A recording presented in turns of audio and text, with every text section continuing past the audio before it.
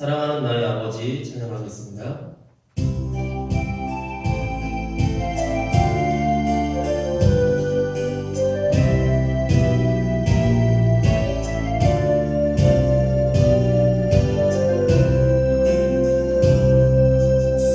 사랑하는 나의 아버지 이름 높여드립니다. 주의 나라 찬양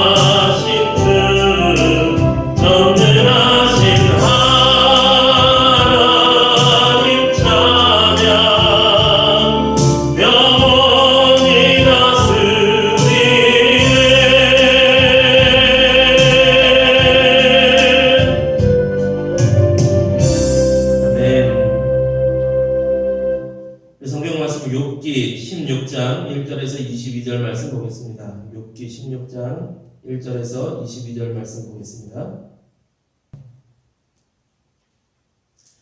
욥기 16장 1절에서 22절 말씀입니다. 같이 읽습니다. 욥이 대답하여 이르되 이런 말은 내가 많이 들었나니 너희는 다 재난을 주는 위로자들이로구나. 헛된 말이 어찌 끝이 있으랴. 내가 무엇에 자극을 받아 이같이 대답하는가. 나도 너희처럼 말할 수 있나니 가령 너희 마음이 내 마음 자리에 있다 하자. 나도 그럴듯한 말로 너희를 치며 너희를 향하여 머리를 흔들 수 있느니라. 그래도 입으로 너희를 강하게 하며 입술의 위로로 너희의 근심을 풀었으리라. 내가 말하여도 내 근심이 풀리지 아니하고 잠잠하여도 내 아픔이 줄어들지 않으리라. 이제 주께서 나를 피로하게 하시고 나의 온 집안을 패망하게 하셨나이다. 주께서 나를 시들게 하셨으니 이는 나를 향하여 증거를 삼으심이라. 나의 파리한 모습이 일어나서 대면하여 내 앞에서 증언하리이다. 그는 진노하사 나를 딛고 적대시하시며 나를 향하여 이를 갈고 원수가 되어 날카로운 눈초리로 나를 보시고 무리들은 나를 향하여 입을 크게 벌리며 나를 모욕하여 뺨을 치며 함께 모여 나를 대적하는구나. 하나님이 나를 악인에게 넘기시며 행악자의 손에 던지셨구나. 내가 평안하더니 그가 나를 꺾으시며 내 목을 잡아 나를 부서뜨리시며 나를 세워 관역을 삼으시고 그의 화살들이 사방에서 날아와 사정없이 나를 쏘므로 그는 내 콩팥들을 꿰뚫고 그는 내 쓸개가 땅에 흘러나오게 하시는구나. 그가 나를 치고 다시 치며 용사같이 내게 달려드시니 내가 굵은 배를 꿰매며 내 피부에 덮고 내 뿔을 티끌에 더럽혔구나. 내 얼굴은 울음으로 붉었고 내 눈꺼풀에는 죽음의 그늘이 있구나. 그러나 내 손에는 포악이 없고 나의 기도는 정결하니라. 땅아 내 피를 가리지 말라. 나의 부르짖음이 쉴 자리를 잡지 못하게 하라. 지금 나의 증인이 하늘에 계시고 나의 중보자가 높은 데 계시니라. 나의 친구는 나를 조롱하고 내 눈은 하나님을 향하여 눈물을 흘리니 사람과 하나님 사이에와 인자와 그 이웃 사이에 중재하시기를 원하노니 수년이 지나면 나는 돌아오지 못할 길로 갈 것임이니라. 아멘. 온타임 큐티치의 24일자 16장 1절에서 22절의 제목을 보면 하나님을 놓치지 않는 욥이라고 되어 있습니다. 먼저 큐티책에 있는 말씀의 길잡이 내용을 같이 읽으려고 하는데요. 큐티책을 안 가져가신 분이 계신 것 같아요. 그래서 또 이 코로나 상황 때문에 교회 못 오시니까 길잡이 내용을 제가 타이핑을 쳤습니다.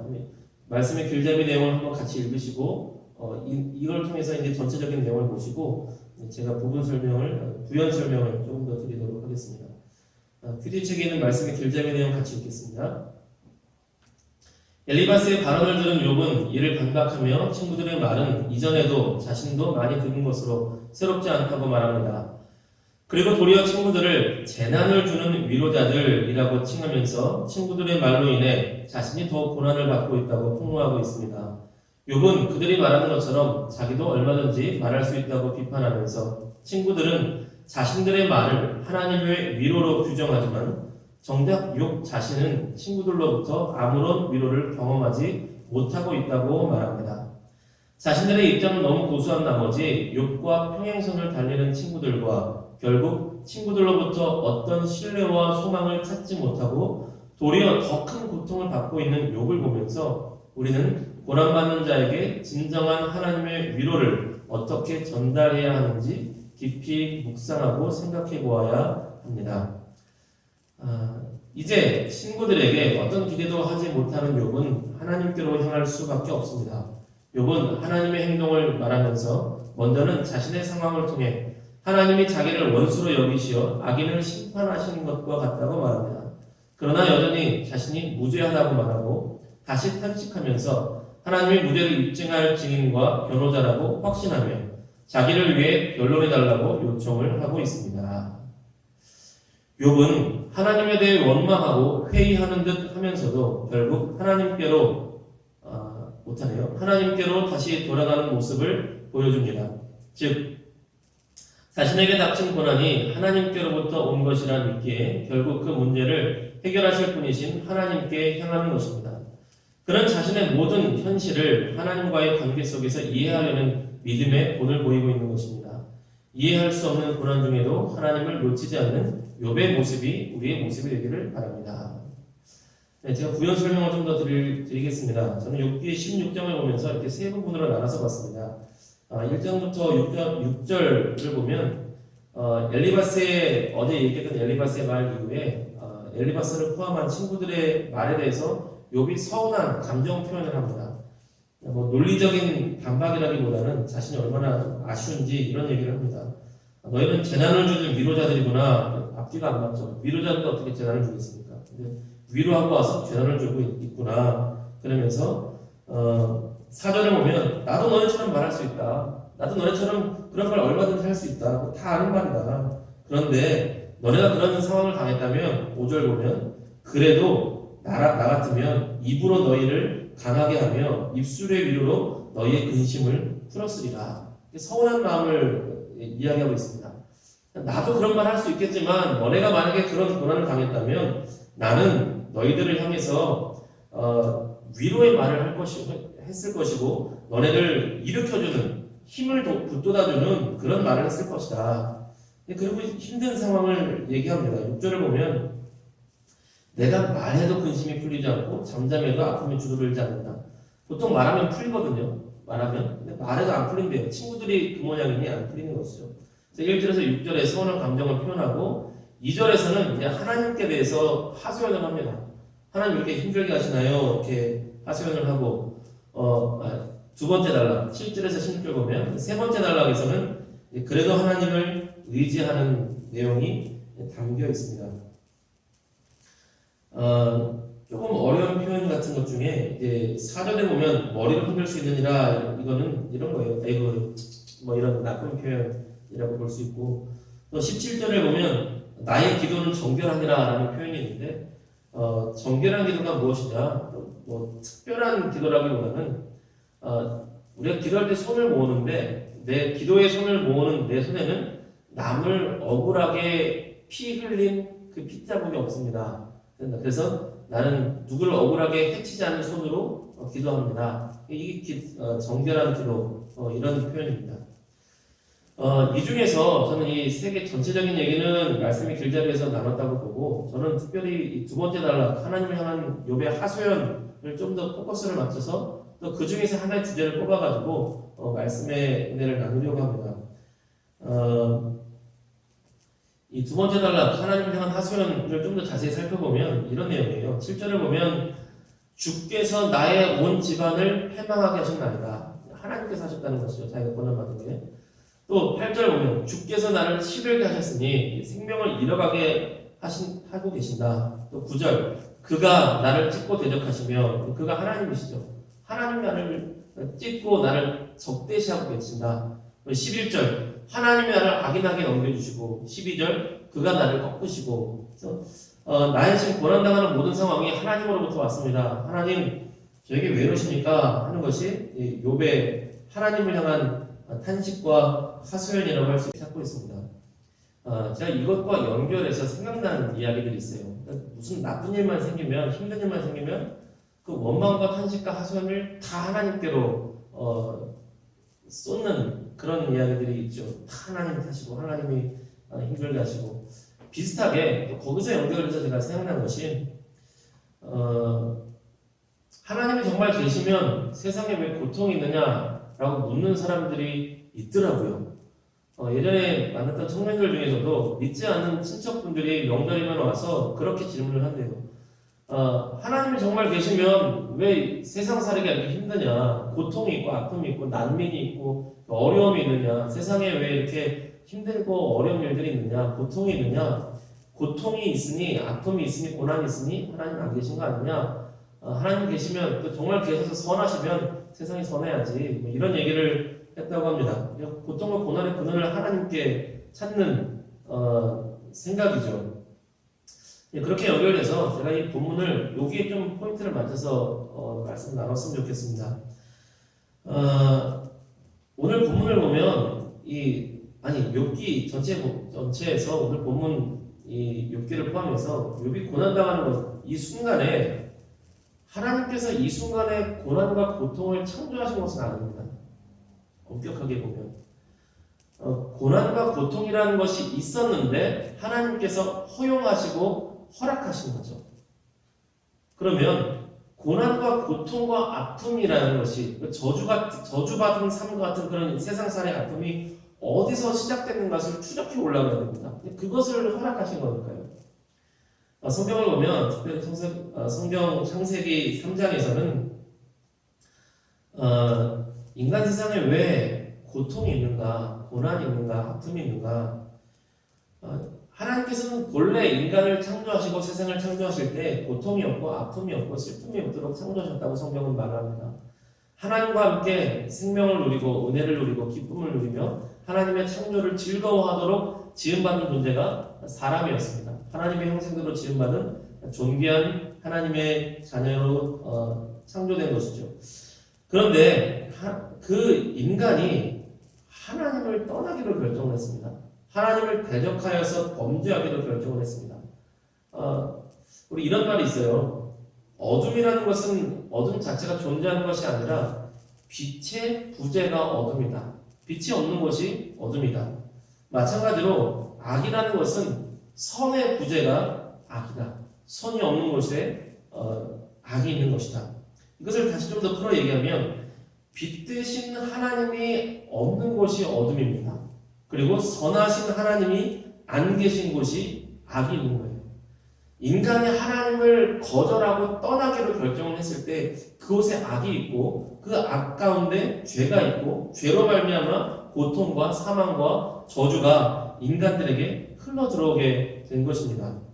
그러므로 인간 세상에 있는 이 고통과 아픔의 근원은 어디냐? 하나님으로부터 온 것이냐? 아니요. 인간이 빛 대신 선하신 하나님을 떠남으로 하나님 앞에 범죄함으로 사망과 저주와 고통이 인간에게 들어오게 되었다는 것입니다. 인간 세상살의 고통의 근원은 어디 있냐? 인간의 죄에 있습니다. 이 로마서 한번 볼까요? 로마서 1장 28절에서 29절 보면 이런 말씀이 있어요.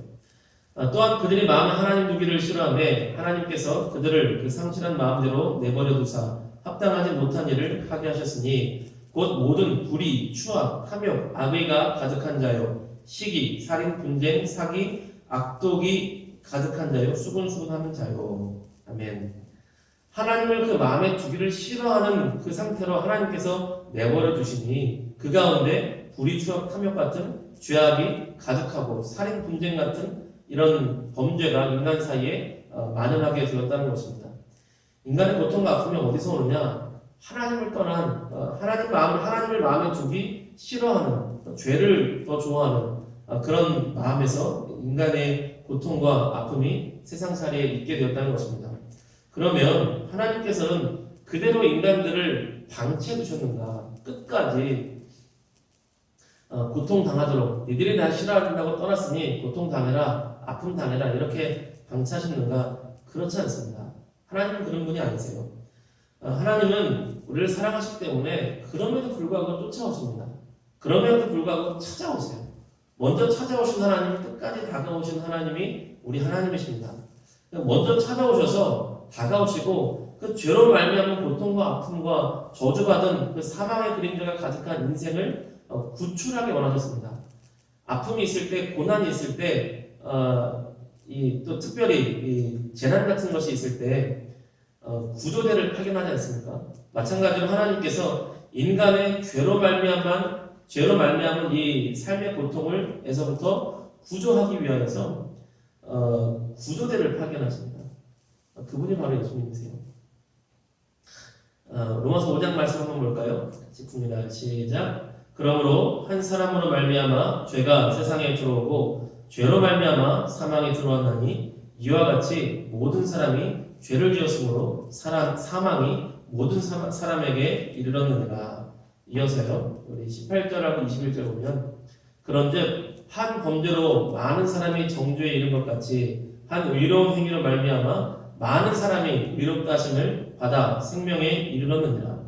이는 죄가 사망 안에서 왕노릇한 것 같이 은혜도 또한 의로 말미암아 왕노릇하여 우리 주 예수 그리스도를 말미암아 영생에 이르게 하려 합니다. 아멘. 한 사람 아담의 범죄로 말미암아 또 그 이후에 아담 안에는 많은 사람이 범죄와 저주 안에 있는 것처럼 한 사람 예수 그리스도로 말미암아 하나님의 생명이 영생의 생명이 우리에게 흐르게 되었다는 것입니다. 하나님은 우리가 고난과 고통과 아픔 가운데 저주스러운 인생 가운데 그대로 있기를 방치하길 원치 않으셨어요. 예수님을 통하셔서 예수님을 보내셔서 우리를 구하시고 살리시고 다시금 참된 생명의 길로 우리를 이끌기를 원하십니다. 여러분, 그래서 사망의 저주, 죄악의 저주가 우리 삶에서 끊어지고 더불어서 우리 가정과 우리 가문에서 다 떠나게 하는 능력은 예수님에게 있습니다. 그래서 목사님들이 그런 얘기 하시죠. 잘 모르겠으면 그냥 일단 예수님 붙들라고, 예수님 믿으라고, 예수님 붙잡고 의지하고 기도하라고 그런 말씀들 많이 합니다. 우리가 욥기 보면서 어려운 이야기가 많을 텐데요. 어려우시면 그냥 하나 기억하십시오. 예수님 붙드십시오. 예수 그리스도의 이름이 첫사람 아담으로부터 내려온 죄악의 저주와 사망의 저주와 흑암에 얻은 모든 그림자를 다 물리치실 것입니다. 그리스도 예수 이름으로 모든 저주가 끊어지고 그리스도 예수 이름으로 말미암아 마치 플러그인 하면 전기가 들어오듯 그리스도 예수의 이름에 우리가 연결될 때에 하늘의 생명과 하늘의 은혜가 흘러들어올 줄로 믿습니다. 오늘 하루 예수님 붙잡고 승리하시는 저와 여러분 모두가 되기를 주님의 이름으로 축복합니다. 사랑하는 나의 아버지, 한 번 더 찬양하고 기도하겠습니다.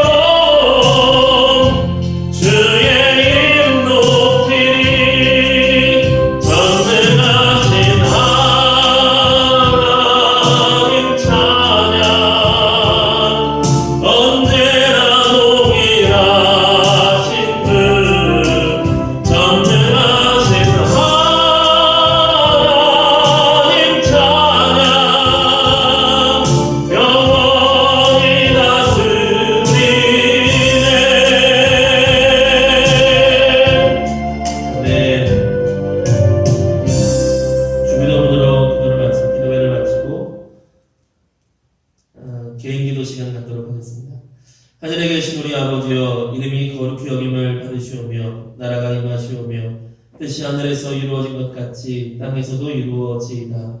오늘 우리에게 일용할 양식을 주시옵고 우리가 우리에게 죄 지은 자를 사하여 준 것 같이 우리 죄를 사하여 주시옵고 우리를 시험에 들게 하지 마시옵고 다만 악에서 구하시옵소서.